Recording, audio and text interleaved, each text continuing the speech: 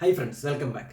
നാട്ടിൽ നിന്നൊരു ഏജൻസി ഒരു സ്റ്റുഡൻറ്റിനെ കെട്ടിക്കൊണ്ട് വരുമ്പോൾ കുറേ ആ ചാർജ്, ഈ ചാർജ്, മറ്റേ ചാർജ്, എവിടത്തേക്കോ എന്തിനൊക്കെയോ വേണ്ടിയുള്ള ചാർജ് എന്നൊക്കെ പറഞ്ഞാണ് മേടിക്കുന്നത്. റീസണബിൾ ആയിട്ടുള്ള മേടിക്കലാണെങ്കിൽ പ്രശ്നമില്ല. പക്ഷേ കാലം കടന്നു വന്നപ്പോൾ എൻ്റെ ഒരു കാഴ്ചപ്പാടിൽ നാട്ടിലിരിക്കുന്നവർ ചെറുതായിട്ട് കണ്ണടച്ച് വിശ്വസിക്കൽ കൂടിപ്പോയി എന്നെനിക്ക് തോന്നുന്നുണ്ട്. കാരണം ഞാൻ നോക്കുമ്പോൾ 3 ലക്ഷം കോഴ്സ് വരുന്ന ഒരു സ്റ്റുഡൻറ്റിൻ്റെ നിന്ന് മേടിക്കുന്നത് ഈ 3 ലക്ഷത്തിൻ്റെ ഇരട്ടിയുടെ ഇരട്ടി വിസ പ്രോസസ്സിംഗ് ചാർജ് എന്ന് പറഞ്ഞ് മേടിക്കുന്നത്. എന്തിനാണ് എന്ന് ഞാൻ ചോദിച്ചപ്പോൾ അതിന് വേണ്ടിയാണ്, ഇതിന് വേണ്ടിയാണ്, മറ്റേതിന് വേണ്ടിയാണ്, പിക്കപ്പിന് വേണ്ടിയാണെന്ന് ഞാൻ നോക്കുമ്പോൾ ഇതിനൊക്കെ വലിയ ചിലവില്ല. പക്ഷെ ഇവർ മേടിക്കുന്നത് ഈ യൂണിവേഴ്സിറ്റി ഫീസിൻ്റെ ഇരട്ടിയുടെ ഇരട്ടി ചാർജ് എന്നും പറഞ്ഞിട്ട് അത് ഇവരുടെ പേയ്മെൻറ്റ് എന്ന് പറഞ്ഞ് മേടിച്ച് കഴിഞ്ഞാൽ പ്രശ്നമില്ല. ഇത് ഒരു പർട്ടിക്കുലർ സാധനത്തിൻ്റെ റേറ്റ് നല്ല രീതിയിൽ കൂട്ടിയിട്ട് അത് അതിനാണ് എന്ന് പറയുന്നത്. അത് ഇച്ചിരി കൂട്ടി കഴിഞ്ഞാൽ അണ്ടർസ്റ്റാൻഡബിൾ ആണ്. പക്ഷെ അത് ഒരു പരിധി ഇല്ലാത്ത രീതിയിലൊക്കെ കയറ്റി മേടിക്കുന്നത് ഒരുമാതിരി മറ്റോടത്തെ പരിപാടി. അത് ഇല്ലാത്തവരെയാണ് കൂടുതൽ പറ്റിക്കുക. ഉള്ളവരെ പിന്നെയും പറ്റിക്കലൊരു തഞ്ചത്തിലുണ്ടാവുള്ളൂ. ഇല്ലാത്തവനെ അത് ചെയ്യണമെങ്കിൽ നമുക്ക് ഇത് ചെയ്താൽ പറ്റും, ഇച്ചിരി നല്ല രീതിയിൽ ചെയ്താലേ അത് സെറ്റായിട്ട് വരുള്ളൂ എന്നൊക്കെ പറഞ്ഞിട്ട്. പക്ഷേ ഒരു സ്റ്റുഡൻറ്റ് ഒരു യൂണിവേഴ്സിറ്റി ഉറപ്പിച്ച് അവിടെ അഡ്മിഷൻ എടുത്തു കഴിഞ്ഞ് കഴിഞ്ഞാൽ ഡോക്യുമെന്റ്സ് ഇന്നതൊക്കെ വേണമെന്ന് ഒരു ഏജൻസിക്ക് പറയാൻ പറ്റും. അതായത് അഡ്വൈസ് ചെയ്യാം, ഇത് അറേഞ്ച് ചെയ്താൽ ഇങ്ങനെ ചെയ്യാം, അങ്ങനെ ചെയ്താൽ ഇങ്ങനെ ചെയ്യാം എന്നേ പറയാൻ പറ്റും. അപ്പോഴും ഡോക്യുമെന്റ്സ് അറേഞ്ച് ചെയ്യേണ്ടത് ഈ സ്റ്റുഡൻറ്റ് തന്നെയാണ്. ഏതൊരു കേസിലായിക്കോട്ടെ. ഇപ്പം ഞാൻ എൻ്റെ കേസിലാണെങ്കിലും അങ്ങനെ തന്നെയാണ്. എൻ്റെ ഡോക്യുമെന്റ്സ് ഞാൻ തന്നെയാണ് അറേഞ്ച് ചെയ്തത്. ഏതൊരാളായാലും പറയുന്നു ഇതൊക്കെ വേണം, അറേഞ്ച് ചെയ്യേണ്ടത് നമ്മളാണ്. നമുക്ക് അതിനുള്ള ഫൈനാൻഷ്യൽ സ്റ്റേറ്റ് ഇല്ല എന്നുകൊണ്ട് ബാങ്ക് സ്റ്റേറ്റ്മെന്റ് അവൈലബിൾ, തേർഡ് പാർട്ടിക്ക് നമ്മൾ വേറെ കാശ് കൊടുത്തിട്ടുണ്ട് നമുക്ക് അത് അറേഞ്ച് ചെയ്യാം. അപ്പോൾ ഏതൊരു കേസിലായാലും നമ്മൾ തന്നെയാണ് നമ്മുടെ ടൈമും കാര്യവും ഇൻവെസ്റ്റ് ചെയ്യേണ്ടത്. നമുക്ക് അഡ്വൈസ് ചെയ്യുന്ന ഒരു കൂട്ടർക്ക് ഇത്ര എമൗണ്ട് കൊടുക്കണോ വേണ്ടതെന്ന് നിങ്ങൾ തീരുമാനിക്കണം. അപ്പോൾ ഞാൻ സംസാരിക്കുന്നത് ഒരു കോഴ്സിന് അതിൻ്റെ ഇരട്ടി നിങ്ങൾ സർവീസ് ചാർജ് ആയിട്ട് കൊടുക്കണം. ഞാനിപ്പോൾ നൈസായിട്ട് കുറച്ച് പേർക്കൊക്കെ മെസ്സേജ് ചോദിച്ചിരുന്നു. അപ്പോൾ അവർ ഓരോരോ ഏജൻസിക്കാരെ സംസാരിക്കുന്നു, അല്ല റെക്കമെൻഡ് ചെയ്യണം. ഞാൻ എൻ്റെ വേറെ നമ്പറുള്ളപ്പോൾ ആ രീതിയിൽ ഞാൻ സംസാരിച്ച് നോക്കിയാൽ അപ്പോൾ അവർ പറയുന്നത് എനിക്ക് തന്നെ കേട്ടപ്പോൾ ചിരിയായി. വിസ പ്രോസസ്സിംഗ് ചാർജ് എന്ന് പറഞ്ഞാൽ അവർ ചാർജ് ചെയ്യുന്നത് 70,000 മേലെ 80,000 രൂപ ആ റേഞ്ച് ഒക്കെ. എന്തിനാണ്? ഒന്നിനും അല്ല, വെറുതെ ആ ഡോക്യുമെന്റ് വേണം ഈ ഡോക്യുമെന്റ് വേണം എന്ന് പറയുന്നില്ല. അവർക്ക് ഒരു ചിലവില്ലാതെ അത് അറേഞ്ച് ചെയ്യണം എന്ന് പറയുന്നതിന്. ഇപ്പോൾ ഞാൻ പറയുകയാണെങ്കിൽ ഇപ്പോൾ ഒരു പോളണ്ടിൽ ആവറേജ് ഫീസ്, അതായത് ഒരു ആവറേജ് കോഴ്സ് എടുക്കുകയാണെങ്കിൽ, ഇപ്പോൾ ഏതെങ്കിലും ഒരു കോഴ്സ് എടുക്കുകയാണെങ്കിൽ, കോഴ്സ് ഞാൻ എടുത്ത് പറയാത്തത് ആ കോഴ്സ് പഠിക്കുന്നവർക്ക് വിഷമായാലോ എന്ന് വെച്ചിട്ടാണ്. ഒരു സാധാരണ ഒരു കോഴ്സ് എടുക്കുകയാണെങ്കിൽ, ഇപ്പോൾ എൻ്റെ കോഴ്സ് എടുക്കുന്നത് 10 ലക്ഷം രൂപയ്ക്ക് അടുത്ത ഒരു ഫീസ്. ഒരു സാധാരണ കോഴ്സ് എടുക്കുകയാണെങ്കിൽ അതിൻ്റെ ഫീസ് എന്ന് പറയുന്നത് 3 ലക്ഷം രൂപ. അതിൻ്റെ സർവീസ് ചാർജ് ആയിട്ട് ഒരു ആവറേജ് ഒരു ഏജൻസി കൂട്ടുന്നത്. ഓക്കെ, അവർക്ക് ഒരു കമ്പനി ഓടിക്കുന്ന പരിപാടിയൊക്കെ വേണം. അവരുടെ ഒരു ചാർജ് ആയിട്ട് നമുക്കൊരു 1 ലക്ഷം രൂപ കൂട്ടാം, 4 ലക്ഷം രൂപ. പിന്നെ ബാക്കി എല്ലാ ഡോക്യുമെന്റ്സും കാര്യങ്ങളും ഇപ്പോൾ എംബസിക്ക് ഒരു 13,000-14,000 രൂപ കൊടുക്കണം. 14,000 അപ്പോൾ ഒരു 4,400 ഒരു 15 കൂട്ടാം, 4,400. പിന്നെ ഇൻഷുറൻസിന് ഒരു 10 കൊടുക്കണം, ഒരു അറൗണ്ട് ഒരു 10 കൊടുക്കണം. 10 താഴെയാണ് 10 കൊടുക്കണം എന്ന് കൂട്ടും നിങ്ങൾ. അപ്പോൾ 25. പിന്നെ നിങ്ങളുടെ ഡോക്യുമെന്റ്സിനൊക്കെ കുറച്ച് കോപ്പി എടുക്കൽ, ആപ്ലിക്കേഷൻ ഫോം ഫില്ല് ചെയ്യൽ, പിന്നെ നിങ്ങളുടെ കവറിംഗ് ലെറ്റർ ചെയ്യലല്ല. അവർ ഓൾറെഡി പിള്ളേരെ കയറ്റിവിട്ടുള്ള ഒരു ഏജൻസി ആണെങ്കിൽ അവരുടെ ഒരു ഫോർമാറ്റ് ഉണ്ടോ, അതിനകത്ത് അവിടുത്തെ ഇവിടുത്തെ പേരുകൾ കളഞ്ഞ് നിങ്ങളുടെ പേര് കയറ്റിവിടല്.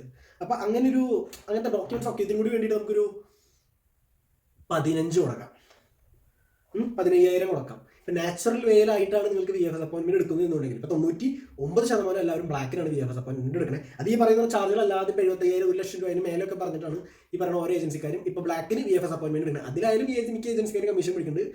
എക്സെപ്ഷൻസ് ഉണ്ടാവും എല്ലാ കേസിലും. ഇപ്പോൾ ഞാൻ ഈ പറഞ്ഞ എല്ലാ കേസിലും എക്സെപ്ഷൻസ് ഉണ്ട്, നല്ല റേറ്റ് കുറച്ചുള്ള ഏജൻസിക്കാരൊക്കെ ഉണ്ടാവും. പക്ഷേ ഞാൻ പൊതുവെ എൻ്റെ ജയിലേക്ക് എത്തുന്നതിനെ കുറിച്ച് എനിക്ക് സംസാരിക്കാൻ പറ്റും.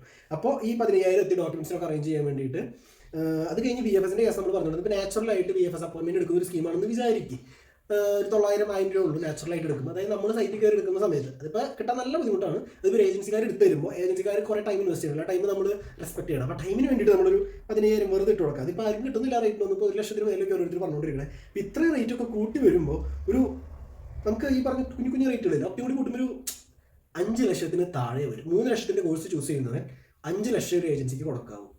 5 ലക്ഷം മാക്സിമം. അതിലും കൂടുതൽ പറഞ്ഞ ഏജൻസിക്കാരുടെ ദയവ് ചെയ്ത് പോകാതിരിക്കും. എന്തിനാണ്? ഇപ്പം 3 ലക്ഷത്തിൻ്റെ കോഴ്സ് ആണെങ്കിലും ഒരു 5-5.5 അതിനപ്പുറത്തേക്ക് പോകാതിരിക്കുക. അതായത് നിങ്ങളുടെ ഫീസിൻ്റെ ഇരട്ടി നിങ്ങൾ ഏജൻസിക്ക് ഈ കാര്യങ്ങളൊക്കെ ചെയ്യാൻ കൊടുക്കണം എന്ന് പറയുന്ന ഒരു മറ്റോടത്തെ പരിപാടി. ആകപ്പാടെ എൻ്റെ ഒരു കാഴ്ചപ്പാടിൽ എംബസി ഫീ ഉണ്ട്, അത് കഴിഞ്ഞ് പിന്നെ നിങ്ങളുടെ ഇൻഷുറൻസിന് ഒരു എമൗണ്ട് ഉണ്ട്. ഇത് രണ്ടാണ് മെയിനായിട്ട് ഒരു വിസ പ്രോസസ്സിംഗ് എന്ന് പറഞ്ഞാൽ അവർ ചെയ്യുന്ന പരിപാടികളുള്ളത്. അതല്ലാതെ വേറെ പ്രത്യേകിച്ച് കാര്യങ്ങളൊന്നും ഇല്ല എന്നാണ് എൻ്റെ ഒരു അറിവ്. കാരണം ഞാനും അഡ്മിഷൻ എടുത്ത് ഇവിടെ വന്ന ഒരാളാണ്, ഞാൻ തന്നെ ചെയ്ത ഒരാളാണ്. കുറച്ച് ഏജൻസിക്കാർ അവിടെ എനിക്ക് കുറച്ച് നല്ല ഉപദേശം തന്നുകൊണ്ട് ഒരു ഗുണം ചെയ്തെങ്കിലും ഇത്തരം ചിലവുകളെ വരുന്നുള്ളൂ. ഒരുമാതിരി മറ്റോടത്തെ റേറ്റ് പറഞ്ഞ് നിങ്ങളെ കയറ്റിക്കൊണ്ട് നിൽക്കുന്ന ഏജൻസിക്കാരുടെ കൂടെ പോവാതിരിക്കുക. ഇപ്പോൾ അഡ്മിഷൻ നടന്നുകൊണ്ടിരിക്കുന്ന സമയമാണ്. ഇപ്പോൾ എൻ്റെ അടുത്ത് ഓരോരുത്തർ പറയുന്ന റേറ്റാണ്. ഇപ്പോൾ ഏറ്റവും എടുത്ത് പറയുകയാണെങ്കിൽ കോഴ്സിനെ കുറിച്ച് പറയുകയാണെങ്കിൽ ഒരു കോഴ്സ് എടുത്ത് ഞാൻ പറയാമെന്ന് വിചാരിക്കുന്നു. നഴ്സിംഗിൻ്റെ കോഴ്സാണ് ഇപ്പോൾ ഞാൻ എടുത്ത് കേട്ടെ. മെഡിക്കൽ റിലേറ്റഡ് ആണ്, ഭയങ്കര ഡിമാൻഡാണ്, ഒക്കെ ശരിയാണ്. ഫീസ് എന്ന് പറയുന്നത് 3 ലക്ഷം രൂപ. സർവീസ് ചാർജ് ഒക്കെ കൂടി കൂട്ടി ഈ സ്റ്റുഡൻറ്റിൻ്റെ കയറി വരുന്നതിന് മുന്നേ മേടിക്കുന്നത് 6.5 ലക്ഷം രൂപ. എന്തിന്? അത് കഴിഞ്ഞ് അതിൻ്റെ കൂടെ ഇതിനകത്ത് ട്രാവൽ എക്സ്പെൻസ്, അതായത് ഫ്ലൈറ്റ് ചാർജ് ഇൻക്ലൂഡഡ് അല്ല. അപ്പോൾ ട്രാവൽ വരുമ്പോൾ ഒരു 40,000-50,000 അതിന് പോകും. അതൊന്ന്. ഒക്കെ എന്തിനാണെന്ന് എനിക്ക് വലിയ പിടിയൊന്നുമില്ല. അപ്പം നിങ്ങൾ ഒരു കോഴ്സ് ചൂസ് ചെയ്യുമ്പോൾ സാമാന്യമായ രീതിയിൽ ഒന്ന് ചിന്തിക്കുക. അല്ലാതെ ഏജൻസിക്കാർ പറയുന്നത് വെള്ളത്തിൽ പോലും തൊടാതെ വിശ്വസിക്കാതിരിക്കുക. പക്ഷേ വെള്ളത്തിൽ തൊടാതെ വിശ്വസിക്കാതിരിക്കുക. പിന്നെ പുതിയൊരു പരിപാടിയാണ് എയർപോർട്ട് പിക്കപ്പ്. എന്തിനാണ് നല്ല റേറ്റ് കുറവിനാണ്. അതായത് ഇപ്പോൾ ഇവിടുത്തെ ഒരു 100 സ്ലോട്ടിക്കൊക്കെ പുഷ്പം പോലെ എവിടെ വേണമെങ്കിലും ഫ്ലെക്സ് ബസ്സിൽ നിങ്ങൾക്ക് പോകാൻ പറ്റും. ഇപ്പോൾ ബ്ലാബ്ലാക്കാരാണെങ്കിൽ അതിനും റേറ്റ് കുറവ്. ഒരു ഏജൻസി ഒക്കെ ചാർജ് ചെയ്യണമെന്ന് പറയുന്നത് €100 €200 ഒക്കെ. €200 എന്ന് പറയുമ്പോൾ 800 സ്ലോട്ട് എന്ന് പറയുമ്പോൾ നിങ്ങൾക്ക് ഒരു മാസത്തോടുള്ള ചിലവുണ്ട്. അത് പിക്കപ്പിന് വേണ്ടി മാത്രം കൊടുക്കേണ്ട ആവശ്യമൊന്നും ഇവിടെ ഇല്ല. ഇപ്പോൾ നിങ്ങളിവിടെ ഒരു പരിചയമില്ലാണ്ട് വരുന്നവരാണെങ്കിൽ നിങ്ങൾക്ക് ഫ്ലെക്സ് ബസ് നിങ്ങളുടെ എയർപോർട്ടിൽ തന്നെ നിങ്ങളുടെ പ്ലേ സ്റ്റോർ വഴി ഇൻസ്റ്റാൾ ചെയ്ത് കഴിഞ്ഞാൽ ചെയ്യാവുന്ന പരിപാടിയേ ഉള്ളൂ. എവിടേക്കാണോ പോട്ടെ ആ അഡ്രസ്സ് കൊടുക്കാൻ കയറി പോകാറ് പരിപാടികളൊന്നുമില്ല.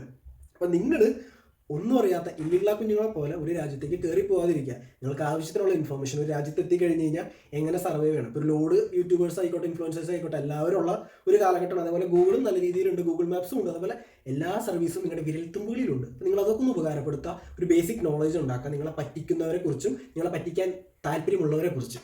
കാരണം ഒരാൾ നിങ്ങളുടെ കയ്യിലെടുക്കണമെങ്കിൽ നിങ്ങളെ പരമാവധി കൺവിൻസ് ചെയ്ത് സംസാരിക്കും. അപ്പം നിങ്ങൾക്കും ഇതിനെ കൗണ്ടർ ചെയ്യാനുള്ള കാര്യങ്ങളുണ്ടെങ്കിൽ ഒന്നാമതൊരു ഏജൻസി പറഞ്ഞ റേറ്റ് കുറയ്ക്കണമെങ്കിൽ പല കാര്യത്തിലും നിങ്ങൾക്ക് ഉപകാരപ്പെടുകയുള്ളൂ. ഇപ്പം ഞാൻ ഈ പറഞ്ഞ ഇൻഫ്ലുവൻസേഴ്സും പറയുന്നത് കേട്ടിട്ടുണ്ട്, ഇന്ന കാര്യത്തിന് എത്ര റേറ്റും ഇത്രയാവും. അപ്പം നിങ്ങളും കൂടി അത് ക്രോസ് ചെക്ക് ചെയ്യാൻ നോക്കുക.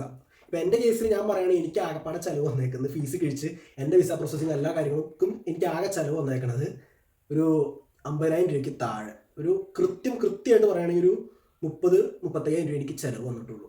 എംബസി ഫീസ്, VFS ഇൻ്റർവ്യൂ എല്ലാത്തിനും കൂടി കൂട്ടി 35,000 രൂപ ചിലവ് വന്നിട്ടുള്ളൂ. ആ സമയത്താണ് ഒരു ഏജൻസി 3.5 ലക്ഷം 4 ലക്ഷം രൂപ വിസ പ്രോസസ്സിംഗ് ചാർജ്, പിക്കപ്പ്, മറ്റേത് തേങ്ങ മാങ്ങാന്നൊക്കെ പറഞ്ഞ് മേടിക്കണം.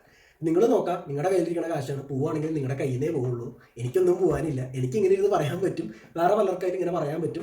നിങ്ങളുടെ കയ്യിൽ നിന്ന് എനിക്ക് അവസാനം കാശ് പോകണേ. നിങ്ങളുടെ കയ്യിൽ നിന്ന് പോകണ കാശ് നിങ്ങൾക്കൊരു ബോധ്യം ഉണ്ടെങ്കിൽ അത് പരമാവധി കൺട്രോൾ ചെയ്യാൻ പറ്റും. പിന്നീട് നിങ്ങൾക്ക് പല കാര്യങ്ങൾക്ക് ഉപകാരപ്പെടുത്താനും പറ്റും. അപ്പം അത്രയും പറഞ്ഞുകൊണ്ട് നമ്മൾ ഈ ഒരു കുഞ്ഞു വീഡിയോ ഉപസംഹരിക്കുന്നു. പിന്നെ നിങ്ങൾക്ക് ആർക്കെങ്കിലും എന്തെങ്കിലും എന്നോട് ചോദിക്കാനുണ്ടെങ്കിൽ നിങ്ങൾക്ക് എനിക്ക് ഇൻസ്റ്റാഗ്രാമിൽ മെസ്സേജ് അയക്കും. ഞാനിപ്പോൾ യൂട്യൂബിൽ കമൻറ്റ്സ് എടുത്ത് നോക്കാറില്ല, സമയമില്ലാത്തതുകൊണ്ട് ഫോളോ ചെയ്തിട്ട് മെസ്സേജ് അയച്ചാൽ എന്തെങ്കിലും റിപ്ലൈ തരും. ഇൻസ്റ്റാഗ്രാമിലായാലും ഇൻസ്റ്റാഗ്രാമിൽ. അത്രയൊക്കെയാണ് കാര്യങ്ങൾ. പിന്നെ ഈ ഞാൻ പറഞ്ഞില്ല എൻ്റെ വിസയുടെ എമൗണ്ട് ഇത്രയായിരുന്നു എന്ന്, അതിൻ്റെ ഡീറ്റെയിൽഡ് വീഡിയോ വരുന്നുണ്ട്. ആരും പേടിക്കേണ്ട. കുറച്ചും കൂടി ഇങ്ങോട്ട് തള്ളട്ടെ, സമയങ്ങൾ പോകട്ടെ, സെറ്റ് ആകും. എനിക്ക് അതിൻ്റെ ഡീറ്റെയിൽസ് ഒന്നും കൂടി നോക്കണം. അതായത് VFS സൈറ്റിൽ ഇപ്പോൾ വല്ല ഡോക്യുമെൻറ്റ്സിൽ വ്യത്യാസം കാര്യങ്ങളൊക്കെ വന്നിട്ടുണ്ടോ നോക്കി കഴിഞ്ഞിട്ട് ഒക്കെ ആണ്, ഇപ്പോഴും പഴയ പോലെയൊക്കെ ആണെന്നുണ്ടെങ്കിൽ ഞാൻ അതിൻ്റെ ഒരു ഡീറ്റെയിൽഡ് വീഡിയോ ഞാൻ സെറ്റ് ചെയ്യാം. എങ്ങനെ ഞാൻ ഈ പറയുന്ന എമൗണ്ടിൽ സെറ്റ് ചെയ്തൊരു 35-50 ആ റേഞ്ചിൽ കേട്ടോ. എൻ്റെ ഇപ്പോൾ പെട്ടെന്ന് ഞാൻ വീഡിയോ എടുക്കുന്നതിൻ്റെ ഇടയിൽ ഞാൻ റേറ്റ് പറയേണ്ടതെന്ന് വെച്ചാൽ വന്നപ്പോൾ ഞാൻ പറഞ്ഞു പോയി 35-50 അടയ്ക്കുക. ആ ഒരു എമൗണ്ടാണ് വന്നത്. മെയിനായിട്ട് MSC ഫീ, അതിനകത്തൊരു 12, പിന്നെ ഇൻഷുറൻസ്, അങ്ങനെ പിന്നെ കുറച്ച് ഫോട്ടോസ്റ്റേറ്റ് പരിപാടികളൊക്കെ ആയിട്ട് എമൗണ്ട് വന്നേക്കണേ. അത്രയാണ് കേസ്. നിങ്ങൾക്ക് കാര്യങ്ങൾ മനസ്സിലായെന്ന് വിചാരിക്കുന്നു. പറ്റിക്കാൻ ഇഷ്ടം പോലെ ആൾക്കാരുണ്ടാവും. പറ്റിക്കണോ വേണ്ടോ എന്നുള്ളത് നിങ്ങളുടെ തീരുമാനമാണ്. നിങ്ങൾ ആരെന്ത് പറഞ്ഞാലും വെള്ളത്തിൽ തൊടാതെ വിശ്വസിക്കാതെ, കാണാതെ ആരും എന്തെങ്കിലും പറഞ്ഞു കഴിഞ്ഞാൽ നിങ്ങളും കൂടി നിങ്ങൾ ഔട്ട്സൈഡ് എടുത്തിട്ട് വിശ്വസിക്കാൻ നോക്കുക. പറ്റിക്കാൻ ഇഷ്ടം പോലെ ആൾക്കാർ, ഇഷ്ടം പോലെ. അപ്പോൾ ശരി, നമുക്ക് വേറൊരു നല്ല വീഡിയോയിൽ കാണാം. ബൈ.